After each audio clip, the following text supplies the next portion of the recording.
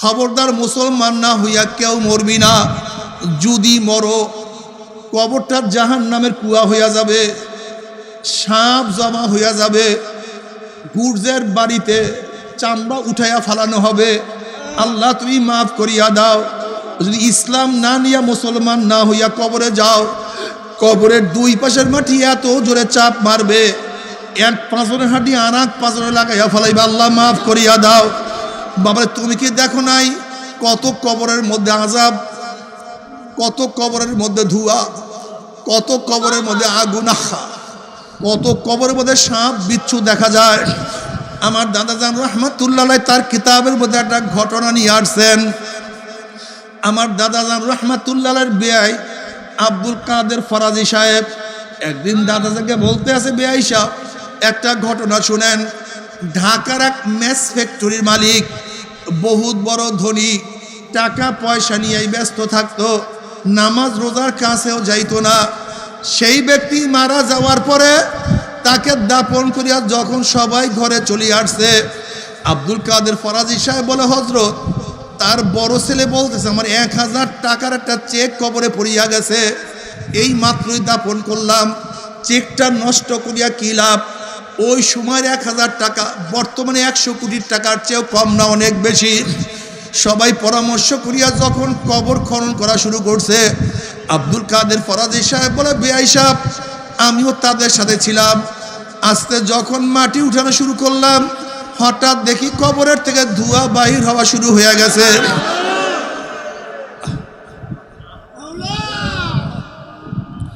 আমরা চিন্তা করলাম এগুলি কিছু না, গ্যাস পরম করছে বা অন্য কিছু হয়েছে। আব্দুল কাদের ফরাজি সাহেব বলে, বেয়াই আমরা আস্তে আস্তে মাটি উঠাইতে আছি, ধোঁয়াও পরিষ্কার হয়ে গেছে। বলে, বেয়াই সাহেব যখন আমরা বাঁশ উঠাইলাম, হঠাৎ লাশের দিকে তাকাইয়া দেখি লাশের জিভটা টানিয়া নাবিস্তাল করে ঝুলাইয়া ফেলাইছে, হাত পা ভাঙ্গি একত্রিত করিয়া ফেলাইছে। আগুনের ছাপ চেহারার মধ্যে লাগার কারণে পুড়িয়া সারকার হয়ে গেছে। আল্লাহ আমাদের সবাইকে মাফ করিয়া দাও। আব্দুল কাদের ফরাজি সাহেব বলে, বেয়াই এই অবস্থা দেখি আমরা যারা ছিলাম সবাই চিল্লা দিয়া বেহুশ হইয়া পড়িয়া গেলাম। 15-20 দিনের মধ্যে আমার মুখের মধ্যে ঠিক মতো খানা যায় নাই, পানিও পান করতে পারি। বাবারে তুমি কি বুখারী শরীফের মধ্যে রওয়ায়াত দেখো নাই? আসমা বিনতে আবু বকর রাদিয়াল্লাহু তাআলা আনহুমা ফরমান, নবী আলাইহিস সালাতু ওয়াস সালাম খুতবা দেওয়ার জন্য দাঁড়াইলেন। নবী আলাইহিস সালাতু ওয়াস সালাম যখনই কবরের বয়ান শুরু করছে, দাজ্জাল মুসলিমুনা দাজ্জাতান, মুসলমানদের মধ্যে এমন হাইবা শুরু হয়ে গেছে, চিল্লা চিল্লি শুরু হয়ে গেছে। নাসাই শরীফের রওয়ায়াতের মধ্যে আসছে, রাবি বলে সাহাবাদের চিল্লা চিল্লির কারণে, কান্নাকাটির কারণে নবী কি আলোচনা করতেছিলেন, বয়ান করতেছিলেন আমি শুনতে পাইতেছিলাম না। যখন বয়ান শেষ, কান্নাকাটিও বন্ধ হয়ে গেছে। আমি কাছের একজনকে প্রশ্ন করলাম, নবী এমন কি বয়ান করছে যে বয়ান করার কারণে সাহাবাদের মধ্যে এরকম অবস্থা, এরকম হাইবা শুরু হয়ে গেছে? তখন ওই রাবি বলতে আছে, নবী বয়ান করছে অচিরি কবরের মধ্যে দাজ্জালের ফিতনার মতো ফিতনার সম্মুখীন হইতে হবে। শুধু এই বয়ানটুকু করার সাথে সাথে সাহাবাদের মধ্যে কান্নাকাটি, রোনাজারি, চিল্লা চিল্লি। আজকে এত কবরের বয়ান তুমি আমি শুনি, চোখে পানি নাই, কবরের কোনো টেনশন নাই, কোনো চিন্তা নাই রে বাবা। আসলে ইমান এত দুর্বল হয়ে গেছে রে বাবা। উসমান গনি রাদিয়াল্লাহু তাআলা কবর দেখলে এমন ভাবে কান্নাকাটি করতেন, দাড়ি মোবারক ভিজিয়া ভিজিয়া পানি পড়তো। সাথীরা প্রশ্ন, হযরত আপনি কবর দেখলে এত বেশি কেন কান্নাকাটি করেন? উসমান গনি রাদিয়াল্লাহু বলেন, হে আমার সাথীরা, আখিরাতের যতগুলি ঘাঁটি আছে এর মধ্যে প্রথম ঘাঁটি হলো কবর। এই কবর যার সাথে ভালো ব্যবহার করবে, আশা করা যায় পরবর্তী ঘাঁটিগুলিতে তার সাথে ভালোই ব্যবহার হবে। আর কবর যদি কারোর সাথে খারাপ ব্যবহার শুরু করিয়া দেয়, কবর যদি কবরের মধ্যে আগুন ধরাইয়া দেয়, কবরের মাটি যদি কাউকে চাপ দেওয়া শুরু করে, আল্লাহ মাফ করিয়া দাও, আর তো উপায় হবে না। আল্লাহ আল্লাহ তুই আমাদের সবাইকে মাফ করিয়া দাও, আমাদের সবাইকে ক্ষমা করিয়া দাও। আল্লাহ তওবা করিয়া কবরে যাওয়ার তৌফিক দিয়া দাও। বাবারে, ও যুবক বাবারা, ও পর্দালয় মা বোনেরা, আজকে একা একা এক রুমে ঘুমাতে পারি না, ভয় লাগে। একা এক বাড়িতে থাকতে পারি না, ভয় লাগে। জঙ্গলের মধ্যে একা যাইতে পারি না, ভয় লাগে। অন্ধকার রাস্তায় একা হাঁটতে পারি না, ভয় লাগে। আর ওই জঙ্গলের মধ্যে কবরের মধ্যে একা কেমনে থাকবো? সাথী নাই, পাতি নাই, সাহায্যকারী কেউ নাই।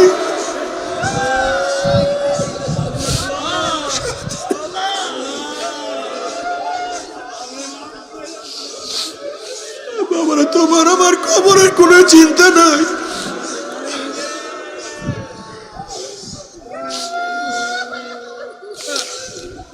আম্মাজান খাদিজাতুল কুবরা রাদিয়াল্লাহু তাআলা আনহা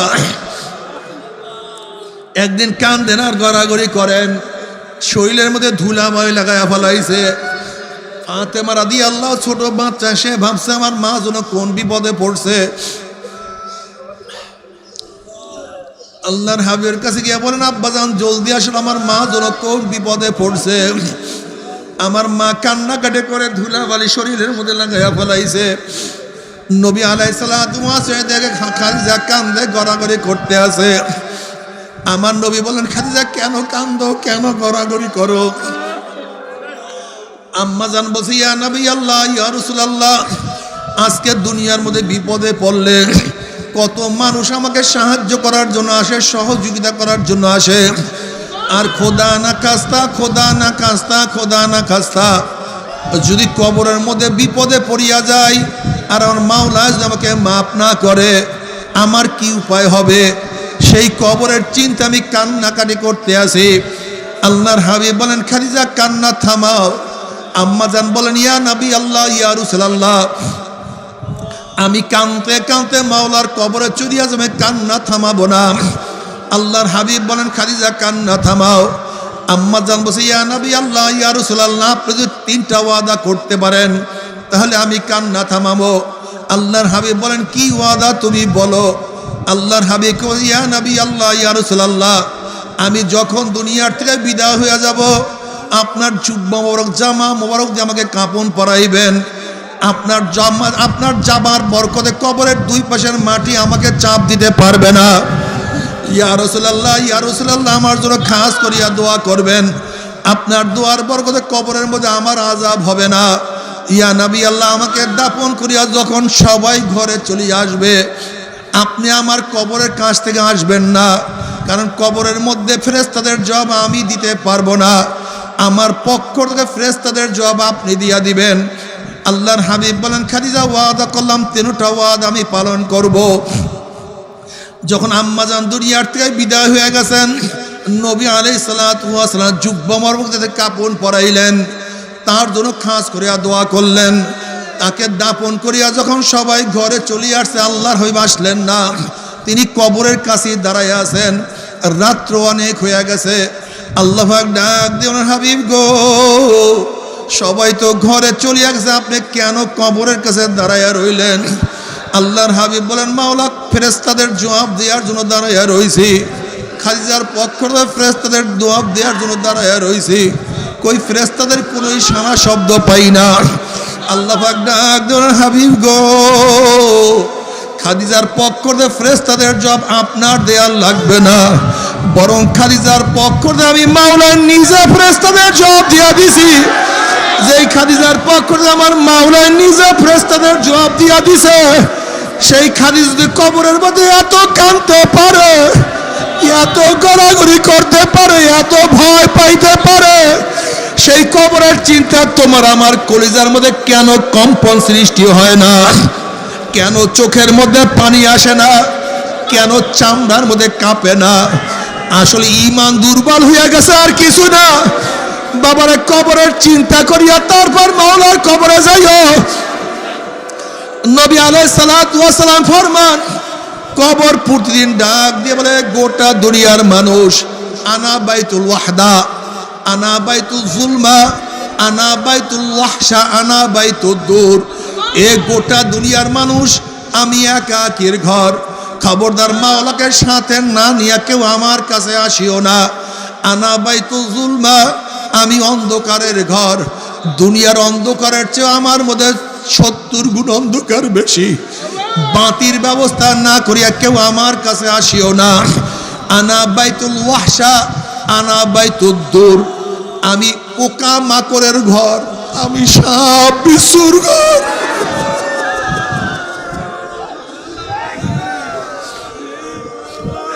বাবার আজকে দাড়ি কাটিয়ে তুমি চেহারাকে সাজাইছো। আজকে হারাম পন্থা তুমি শরীরকে সাজাইছো। আজকে শরীরের মধ্যে একটা কাঁটার আঘাত সহ্য করতে পারো না। আর খোদা না খাস্তা, খোদা না খাস্তা, খোদা না খাস্তা, কবরের মধ্যে যদি 99 সাপের কামড় শুরু হইয়া যায়, ওই আযাব তো কেউ সহ্য করতে পারবো না। আল্লাহ, আল্লাহ তুই আমাদের সবাইকে মাফ করিয়া দাও। ও আমার বাবা, বুঝে কি আসবে না? শুধু মনকে একটা কথা বুঝাও রে মন, কোরআন কোনোদিন মিথ্যা হইতে পারে না। কোরআন কোনোদিন মিথ্যা হইতে পারে না। 1,02,24,000 পয়গাম্বার কোনোদিন মিথ্যা কথা বলতে পারে না। আমার নবী কোনোদিন মিথ্যা কথা বলতে পারে না। এত কোটি কোটি আল্লাহর ওলিরা কোনোদিন মিথ্যা কথা বলতে পারে না। ওরে মন, আজকে ব্যবসায় একবার লস খেলে বারবার ব্যবসা করি আল্লাহ পারার আশা করা যায়। আজকে পরীক্ষায় একবার ফেল করলে বারবার পরীক্ষা দিয়া পাস করার আশা করা যায়।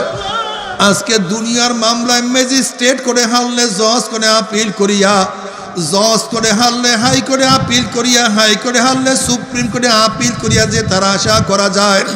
কিন্তু ওরে মন, যদি মৌয়াতের মামলায়, কবরের মামলায়, কিয়ামতের মামলায়, ওরে মন মিজানের মামলায়, আল্লাহ না করুক পুসরাতের মধ্যে একবার সিঁড়ি কাটিয়া যায়, একবার যদি পড়িয়া যায়, যদি ঈমান ছাড়া একবার মৃত্যুবরণ করিয়া ফেলাই, যদি গুনাহ নিয়ে একবার কবরের মধ্যে ঢুকিয়া যায়,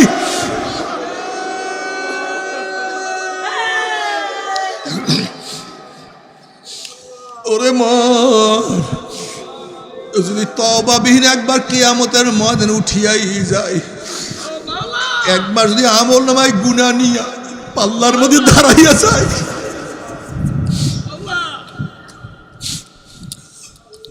فأما من ثقلت موازينه فهو في عيشة راضية وأما من خفت موازينه فأمه هاوية وما أدراك ما هي نار حامية। ওরে মন, যদি তওবা না করিয়া গুনাহ খাতা মাফ না করিয়া যদি মিজানের মধ্যে দাঁড়ায়া যায়, আর যদি গুনার পাল্লা ওজন হইয়া যায়, আল্লাহ মাফ করিয়া দেও। আল্লাহ না করুক, যদি গুনার পাল্লা ওজন হইয়া যায়, নেকের পাল্লা হালকা হইয়া যায়, ফাউম্মুহু হাবিয়া, আল্লাহ পাক রব্বুল আলামিন হাবিয়ার জাহান্নামের ফয়সালা দিয়া দিবে। হাবিয়ার তাফসীর নবী আলাইহিস সালাতু ওয়াস সালাম ফরমান, হাবিয়া কত মারাত্মক জাহান্নাম। নবী আলাইহিস সালাতু ওয়াস সালাম ফরমান, দুনিয়ার যত গাছপালা, তরুলতা, পাহাড় পর্বত যাহা কিছু আছে, সব যদি একত্রিত করিয়া হাবিয়ার মধ্যে নিক্ষেপ করা হয়, মুহূর্তের মধ্যে হাবিয়া সব কিছু পোড়াইয়া সব সারকার করিয়া ফেলাইবে। আল্লাহ তুমি আমাদের সবাইকে মাফ করি। আল্লাহ আল্লাহ তুই আমাদের সবাইকে মাফ করিয়া দাও। জাহান্নামে জাহান্নামীরা জ্বলবে, আবার জাহান্নামীরা জান্নাতি লোকদেরকে দেখতেও পারবে। আবার জান্নাতি লোকদেরকে দেখিয়া জাহান্নামীরা কি বলবে তা আমার মাওলা কালামে পাকের মধ্যে আগেই শোনায়া দিছে। ওয়ানাদা আসহাবুন নারে আসহাবাল জান্নাহ আন আফিদু আলাইনা মিনাল মাই আও মিম্মা রাযাকাকুমুল্লাহ। জাহান্নামীরা ডাক দেবে জান্নাতি আব্দুল্লাহ, এ জান্নাতি আব্দুর রহমান, এ রহিমা খাতুন, তুই না আমার কাজের বুয়া ছিলি? ওই রহিমা খাতুন, তুই না আমার কাজের বুয়া ছিলি? তুই নামাজ পড়ছো, আমি নামাজ পড়তাম না। তুই পর্দা করছো, আমি পর্দা করতাম না। তুই গরিব হইয়া কত সতর্ক অবস্থায় চলছো, আর আমি বড় লোক হইয়া আমার পিঠ প্যাট উতলা করিয়া রাস্তায় রাস্তায় ঘুরছি, ইবাদতের কাছেও যাইতাম না। ওরে আব্দুল্লাহ, তুই আমার গেটের দারোয়ান ছিলি, আমি তোর মালিক ছিলাম। তুই মাওলাকে কত সেজদা দেছো, আমি মাওলাকে সেজদা দেই নাই।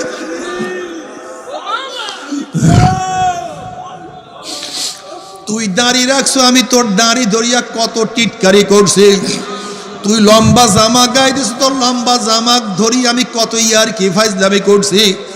তুই অল্প বেতন পাইও এক লোকমা হারাম পেটের মধ্যে ঢুকাও নাই, আর আমি হাজার হাজার কোটি কোটি টাকার মালিক হইয়াও হারাম ছাড়া থাকতে পারি নাই। আজকে মাওলা তোদেরকে জান্নাত দিয়া দিছে, আর দেখ আমি জাহান্নামে জ্বলতে জ্বলতে আমার কলিজা শুকায়া গেছে।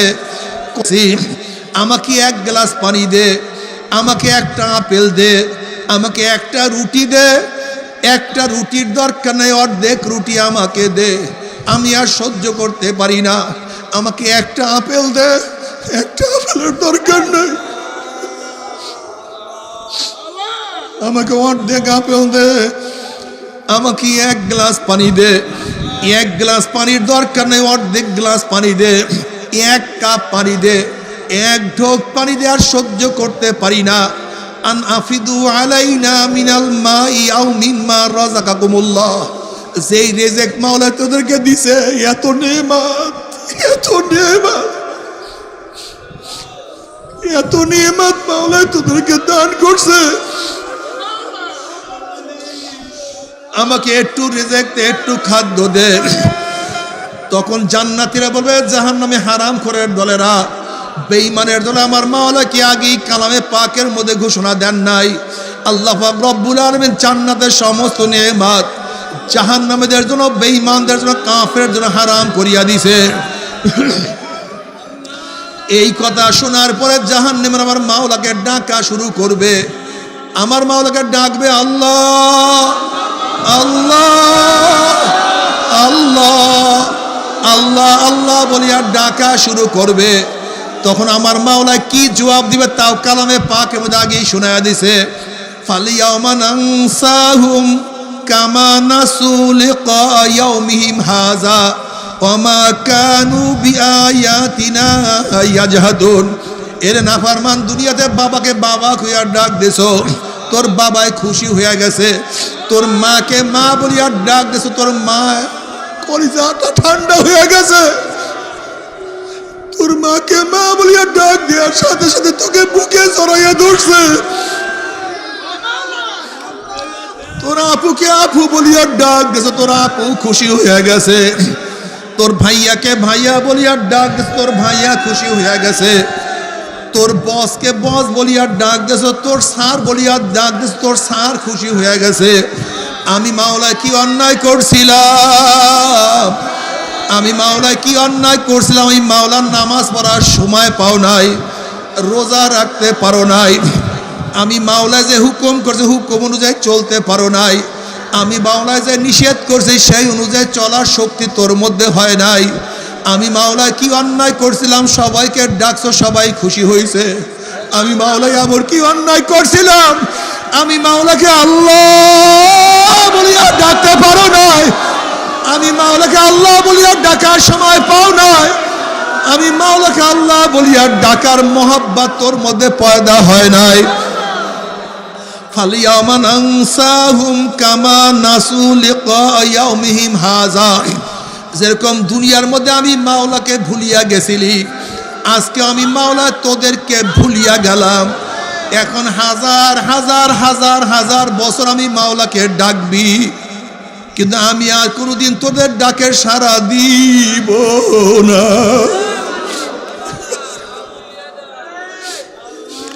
আজকে দুনিয়ার মধ্যে আমি আমার মাওলাকে একবার আল্লাহ বলিয়া ডাক দিলে, আমার মাওলা একবার আল্লাহ বলিয়া ডাক দিলে 10 বার ডাকে সাড়া দিয়া দেয়।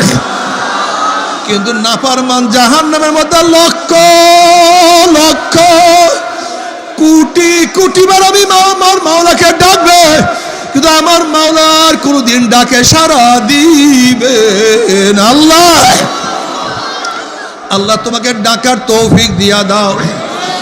তবে মুমিন মুসলমান বলতে সবারই মনে চায় গুনার থেকে ফিরিয়া নেক আমল করিয়া মাওলার জান্নাত, কিন্তু সবারই যাইতে মনে চায়। গুনাহ নিয়া মাওলার জাহান্নামে কাউরি কিন্তু যাইতে মনে চায় না। কিন্তু কেনই বা আমরা নেক আমল করতে পারি না, কেনই বা গুনার কাম ছাড়তে পারি না? এর মূল কারণ আপনার এবং আমার পিছনে নফস এবং শয়তান লাগিয়া রইছে।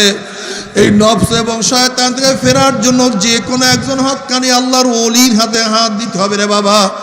খবরদার, বর্তমান জমানায় পীর মুরিদের নামে ভেজাল, ব্যবসা, দলাদলি, হিংসা, হাসাদে প্রদ হয়ে গেছে। সমস্ত আল্লাহর ওলির একমত, যেই পীরের 5 জন মুরিদের মধ্যে কম পক্ষে 3 জনকে দেখবেন আলহামদুলিল্লাহ সুন্নাত মাফিক আমল আকলাক মজবুত হয়ে যাইতে আছে, গুনার কাম ছাড়তে আছে, নেকের আমল ধরতে আছে, কলব নরম হইয়া চোখে পানি আসতে আছে।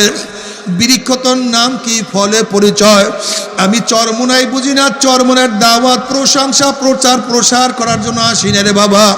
চরমোনাই যাওয়ার তোমার কোনো দরকার নাই, কোনো দরকার নাই, কোনো দরকার নাই।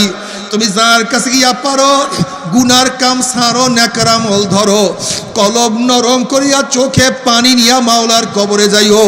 যেরকম দুনিয়ার ঘরে আগুন লাগলে পানি ছাড়া নিবানো যায় না, ঠিক তদ্রুপ তোমার এবং আমার গুনার দ্বারা যে জাহান্নামের আগুন জ্বলিয়া রইছে, চোখের পানিও ছাড়া কিন্তু জাহান্নামের আগুন নিবানো সম্ভব না।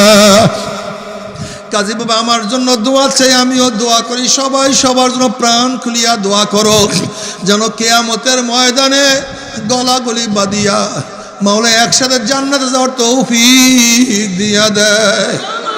আল্লাহুম্মা আমিন, আল্লাহুম্মা আমিন। ও আমার পর্দালে মা বোনেরা, 2 হাত তুলিয়া মাওলার দরবারে কান্দো আর মাওলার কাছে মাপ চাও। কান্না না আসলে মনের ভিতরে মন, একদিন এই ঘরের দরজা দিয়ে নতুন বউ হইয়া উঠছিল রে মন। কত মেয়ে লোকে শরবত খাওয়াইছে, কত মেয়ে লোকে বাতাস করছে, আবার একদিন এই ঘরের দুয়ার দিয়া মরালা শুয়া বাইর হব। ছেলে কানবে মা মা করে, মেয়ে কানবে মা মা করে, ওরে মন জবাব তো আর দিব না। আল্লাহ আল্লাহ কত আলেম ওলাম দিনে হাত তুললাম রে মাওলা। আল্লাহ কত সাদা দাড়িওয়ালা ভাইদেরকে নিয়ে হাত তুললাম রে মাওলা। আল্লাহ কত বেগুনার না বলে তালবি আলিম ভাইদেরকে নিয়ে হাত তুললাম রে মাওলা।